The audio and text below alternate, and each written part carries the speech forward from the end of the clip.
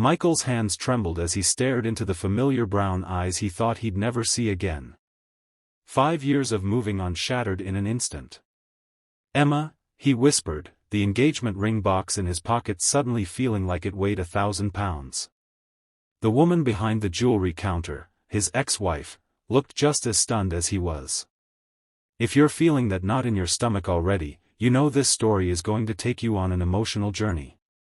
Hit that like button and subscribe to follow more real-life stories that remind us how unpredictable life can be, especially when it comes to love. The bell above the door chimed as Michael stepped into Hartman's Jewelry, the oldest and most respected jeweler in their small town of Millfield. At 42, he never imagined he'd be shopping for an engagement ring again, especially not after the way his first marriage had ended. But life had a way of surprising you, and Diane had been the most unexpected and beautiful surprise of the last 2 years. He'd practiced what he would say to the jeweler. Something elegant but not flashy, he'd rehearsed. "She's practical, works with her hands a lot with her pottery." He'd even brought a photo of Diane on his phone, thinking it might help the salesperson understand the kind of woman he was shopping for. What he hadn't practiced was what to say when he saw Emma standing behind the counter in a tailored black blazer, her dark hair now cut into a stylish bob instead of the long waves he remembered running his fingers through for 12 years of marriage. "Michael," she said, her professional smile faltering. She looked down at the display case between them, then back up at him. "I didn't know you still lived in town." "I moved back last year," he said, his mouth dry. "Dad needed help after his surgery." An awkward silence stretched between them, filled with unspoken words and shared history. "How's Lily?" Emma finally asked, her voice softening at the mention of their daughter. "She's good. 16 now. Starting to look at colleges." Michael swallowed hard. "She's got your brains, thankfully." A ghost of a smile crossed Emma's face. "And your stubbornness, I bet." "Without a doubt." Another customer entered the store, and Emma straightened her posture, slipping back into her professional role. "So, what brings you in today?" The weight in Michael's pocket seemed to double. "I need a ring," he said, the words feeling like betrayal though he knew that was ridiculous. They'd been divorced for 5 years. An engagement ring. Something flickered across Emma's face, surprise, perhaps a touch of pain, before her features smoothed into polite interest. "Congratulations," she said. "I'd be happy to help you find something perfect." Michael had met Diane at a parent-teacher conference, of all places. She was Lily's art teacher, new to the school and passionate about helping teenagers express themselves. When Lily started staying after school for the pottery club Diane ran, Michael found himself picking her up more and more often, lingering to chat with the warm, creative woman who had somehow drawn his daughter out of her post-divorce shell. Their first date had been coffee after one of these pickups, with Lily's enthusiastic blessing. Their second had been dinner while Lily was at a sleepover. By the 6th month, Diane was a regular fixture at their small house, filling it with laughter and the earthy smell of clay from her projects. "Dad, you're such a dork around her," Lily had said one night, but she was smiling. "But I guess she's kind of a dork too, so it works." It did work. For the first time since the divorce, Michael felt like he could breathe fully again. The crushing weight of failure, of not being able to save his marriage, of raising a daughter in a broken home, had finally begun to lift. "What style were you thinking?" Emma asked, sliding open the back of a display case. Her hands were steady, professional, but Michael noticed she wasn't wearing a wedding ring. He wondered if that meant anything, then immediately scolded himself for wondering. "Something simple but special," he said. "She's an artist, a potter. Works with her hands all day."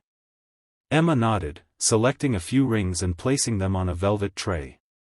Low-profile settings would be good then. Nothing that would catch or get in the way. As she arranged the rings, Michael couldn't help but remember the day he'd bought Emma's engagement ring, 20 years earlier. He'd been 22, terrified and exhilarated, spending nearly all his savings from his first year of teaching on a ring that Emma had gasped over when he'd proposed during a picnic at the lake. "This one has a bezel setting," Emma was saying, pointing to a ring with a round diamond secured by a rim of metal rather than prongs. "Very secure, won't snag on anything." Michael forced himself to focus on the present. "That's nice," he said, then pointed to another. "What about that one?" "Good eye," Emma said, and for a moment, it was almost like they were just old friends, not exes with a complicated history. "That's a tension setting, the diamond is held by pressure rather than prongs or a bezel. Very modern, very striking." As she described each ring, Michael found himself studying her face. There were fine lines around her eyes now that hadn't been there 5 years ago, and a certain confidence in her bearing that was new. She'd always been beautiful to him, but there was something different about her now, a self-possession that was undeniably attractive. He pushed the thought away. He was here for Diane. Sweet, creative Diane who had helped him rebuild his life, who loved his daughter, who deserved a man whose heart wasn't suddenly confused by ghosts from the past. The divorce had been Emma's idea. "We're not in love anymore, Michael," she'd said one night after Lily had gone to bed. "We're just roommates who occasionally have sex." He'd been blindsided. Yes, things had been strained. His promotion to assistant principal had meant longer hours, and Emma's decision to go back to school for her business degree had filled her evenings with studying. But divorce? It had seemed unthinkable. "We can fix this," he'd insisted. "Counseling, date nights, whatever it takes." But Emma had shaken her head, tears in her eyes. "I've been trying to fix it for years," she'd said. "You just didn't notice." The accusation had stung because he'd known, deep down, that it was true. He'd taken her for granted, assumed their marriage was solid enough to withstand the neglect while he focused on his career and she focused on her studies. By the time he realized his mistake, Emma had already emotionally checked out. The divorce had been amicable on paper but devastating in reality. They'd agreed to joint custody of Lily, who was 11 at the time, but the practical reality meant Michael had her during the week because his schedule was more flexible, while Emma had her on weekends and school breaks. Emma had moved to the city 40 minutes away for a job opportunity, and Michael had stayed in their family home, rattling around in rooms that felt too empty without his wife's presence. For the first year, he'd been angry, at Emma for giving up, at himself for letting things deteriorate, at the universe for dealing him this hand. The second year had been marginally better, focused on establishing new routines with Lily and throwing himself into work. By the third year, he'd started dating again, awkward coffee meetings that rarely led to second dates. Then his father had his heart attack, and Michael had taken a leave of absence to help with his recovery. When a position opened up at his old high school in Millfield, it had seemed like fate. He and Lily had moved back to his hometown, into his childhood home with his recovering father, and somehow the change of scenery had been exactly what they both needed. And then there was Diane, who made him believe in second chances. "This one," Michael said finally, pointing to a ring with a modest oval diamond in a simple setting. "It's elegant without being flashy. Like her." Emma nodded, removing the ring from the display. "It's a beautiful choice. Would you like to know about the 4Cs of this particular diamond?" "Actually," Michael said, "could we take a break from the sales pitch for a minute? This is weird, right? Us, here, doing this?" Emma's professional veneer cracked slightly. She glanced around the empty store, then sighed. "Yes, it's weird. I didn't know you were back in town, and I definitely didn't expect you to walk into my store to buy an engagement ring." "Your store?" A hint of pride crossed her face. "I bought it from Mr. Hartman when he retired last year. After I finished my business degree, I worked for a jewelry wholesaler in the city. Learned the trade, saved up, and when this opportunity came up." She shrugged. It felt right. Wow, Emma. That's amazing." And it was. The Emma he'd married had been a high school English teacher who'd loved her job but always talked about owning her own business someday. He'd supported the dream in theory but had been skeptical when she'd decided to pursue it mid-career. Another failure on his part. "Thanks," she said, a genuine smile warming her face. "It hasn't been easy, but it's mine. And I love it." She looked down at the ring between them. "So, tell me about her. The woman who'll wear this ring." Michael hesitated, feeling strangely disloyal discussing Diane with Emma. But there was genuine interest in Emma's eyes, not jealousy or resentment. "Her name is Diane," he said. "She's Lily's art teacher, actually. We met at a parent-teacher conference about 2 years ago." "Lily's teacher?" Emma's eyebrows rose. "That must have been complicated." "It was, at first. We were both very careful. But Lily actually encouraged it, which surprised me." Emma's expression softened. "Not me. She always wanted you to be happy." The simple statement hit Michael like a physical blow. Had he been happy in those final years with Emma? Had she? "Diane is, she's kind," he continued, pushing past the lump in his throat. "Creative. Patient. She's been good for both of us." Emma nodded, her eyes dropping to the ring again. "She sounds wonderful." "She is." Michael cleared his throat. "How about you? Are you seeing anyone?" Emma finished for him. "Not currently. There was someone for a while, but it didn't work out." She gave a small shrug. "The store keeps me busy. And I've been taking some metalsmithing classes. I'm starting to design my own pieces."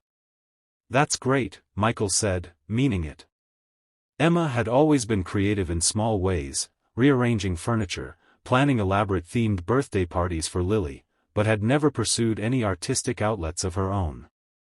Another thing he'd failed to encourage.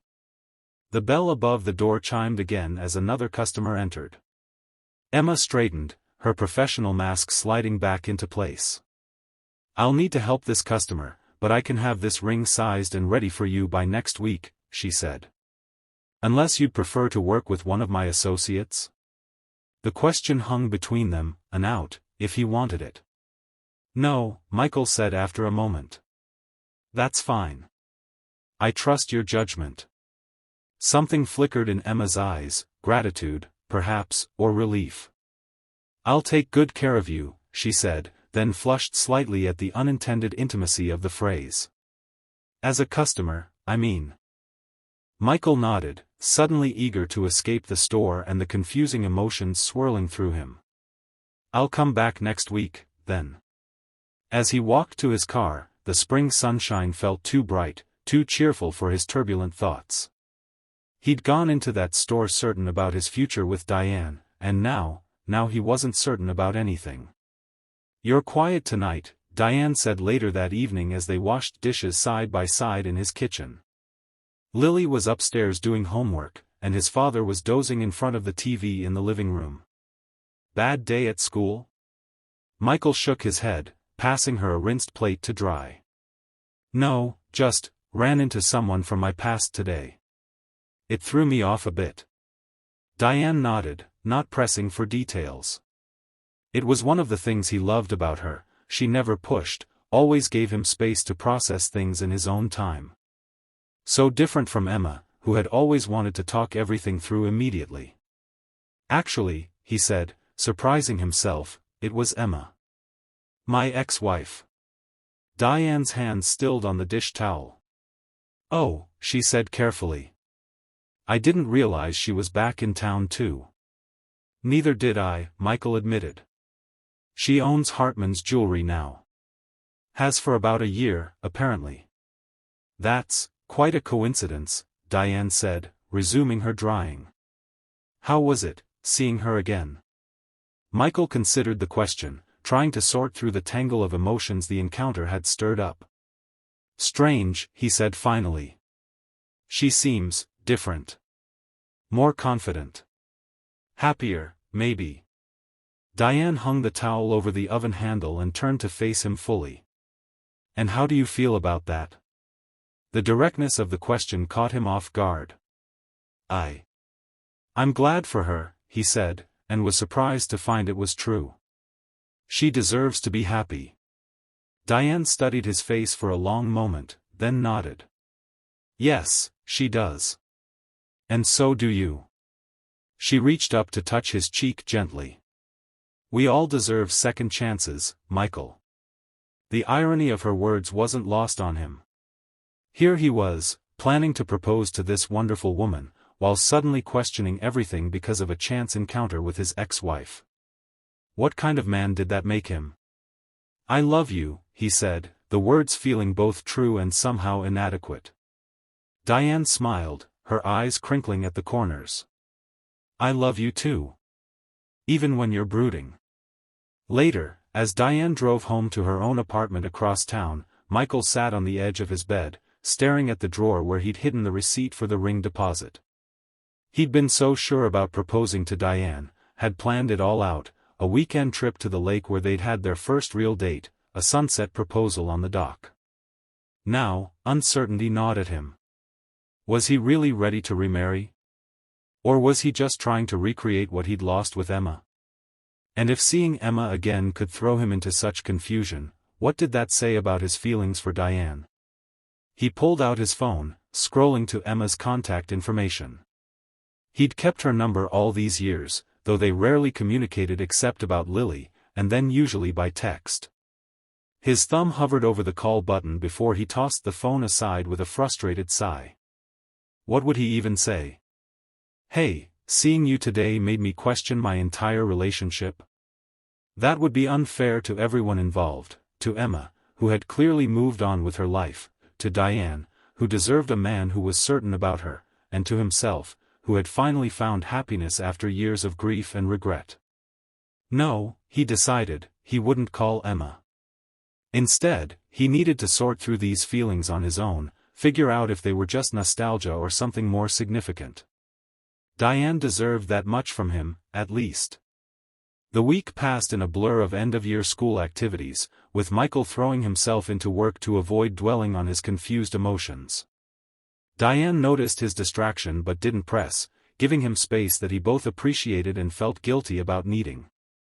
When Saturday arrived, the day he was supposed to pick up the ring, Michael found himself sitting in the parking lot outside Hartman's Jewelry, gripping the steering wheel and trying to gather his courage. Part of him wanted to ask one of Emma's employees to help him instead, to avoid another conversation that might further complicate his feelings. But that felt cowardly, and if there was one thing Michael had learned from his divorce, it was that avoiding difficult conversations only made things worse in the long run. The bell chimed as he entered, and Emma looked up from where she was arranging a display. Today she wore a deep blue dress that brought out the warmth in her eyes, and for a moment, Michael was transported back to their first date, when she'd worn a similar color and he'd been too nervous to tell her how beautiful she looked. "Michael," she said, her smile polite but genuine. "Right on time. Let me get your ring from the safe." As she disappeared into the back room, Michael wandered around the store, noting the changes since Mr. Hartman's day. The lighting was better, the displays more modern, and there was a small section dedicated to what must be Emma's own designs, unique pieces with organic shapes and unexpected details. "These are yours?" he asked when she returned, nodding toward the display. A flush of pride colored her cheeks. "Yes. I'm still learning, but people seem to like them." "They're beautiful," he said honestly. "You always had an eye for beauty." The compliment hung between them, more intimate than he'd intended. Emma cleared her throat and opened a small box on the counter. "Here's your ring. I had it sized base."